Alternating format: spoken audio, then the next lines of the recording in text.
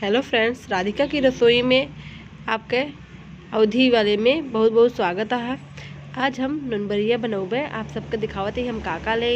हम 2 कटोरी आटा ले ही आटा का छान ले। ये आटा का रेसिपी है, हेल्दी भी है और देसी तरीके से बनावा तो बहुत टेस्टी रहा था। अब हम काका ले देख ले। 1 चम्मच जीरा ले ही, लहसुन और हरी मिर्च के छोटे टुकड़ों में काट ले ही, तनी की हल्दी ले ही, आधा चम्मच लाल मिर्ची ले ही, आधा चम्मच हम ले ही मसाला सब्जी वाला, आधे चम्मच हम ले ही खाए वाला मीठा सोडा। सारी चीज़ी का आटा हम डाल दें।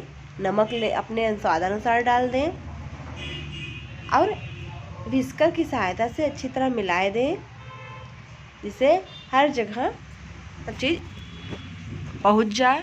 नमक स्वाद के अनुसार अपने ऐड कर दें। नमक ऐड करने के बाद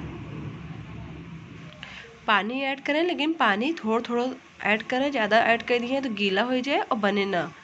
ये पकौड़ी आटे समझा बनावत ही और बहुत आसान तरीके से बन जाते हैं। खाए में बहुत टेस्टी लागत है। देखा, अबे पानी थोड़ा सा हमका और आवश्यकता है। 1 मग पहले पानी ले रहे वो सब खत्म हो गया है। थोड़े से पानी और ले ही ऊक ऐड कर देते ही और अच्छी तरह एक मिलाए देवे। एकदम गाढ़ा हमका बैटर एक चाहिए, एकदम पतला ना रहा ना एकदम गाढ़ा रहा। देखा यही तरह, लेकिन अभी बना नहीं है। एक बहुत देर तक फेंटब। जब ये आटा एकदम हल्का हो जाए, लागे कि बेसन जैसे हल्का हो जाता है फेंटत वैसे आटो हल्का हो जाए, तब हम एक पकौड़ी बनौबे। हम आपका फेंट के दिखावत ही आप देख सकते हैं कि हमारा आटा कितने बढ़िया फिटाई गया है, एकदम हल्का हो गया है आटा, सॉफ्ट। अब एक हम बनौबे ननबरिया। ई गुलगुला से भी ज़्यादा अच्छा लागत है। बस थोड़ा सा पानी खूब पिए मन कहत है खाए के बाद। और बहुत टेस्टी पकौड़ी बनता है। मेहमान अचानक आ जाए तो आप एक ट्राई करिए, मेहमानों खुश हो जाएंगे। हम तेल गरम कर ले ही बर्तन में। अब एमा हम यह पकौड़ियाँ थोड़ चाहे हाथ से आप डाल दें चाहे चम्मच से डालें। हम तो हाथ से डाले ही। ऐसे सारी पकौड़ी हम तल लेब गोल्डन होने तक। और बहुत ही फूली बने दिखाऊँ हम आपका। आप देख सकते हैं कितनी बढ़िया हमारी पकौड़ी आटा वाली बनी है। अब हम एक निकाल ले ननबरिया का निकाल ले बेका। चाहे आप मीठी चटनी के साथ सर्व करें, चाहे जिथक साथे तीखी चटनी के साथ सर्व करें, लेकिन बहुत टेस्टी लागत है। अब हम जो बचा तेल है और बचा आटा है उसको फिर से और पकौड़ियाँ तल लेवे और ऊह का बाहर निकाल ले। अब हम सब चलते ही सर्व करें।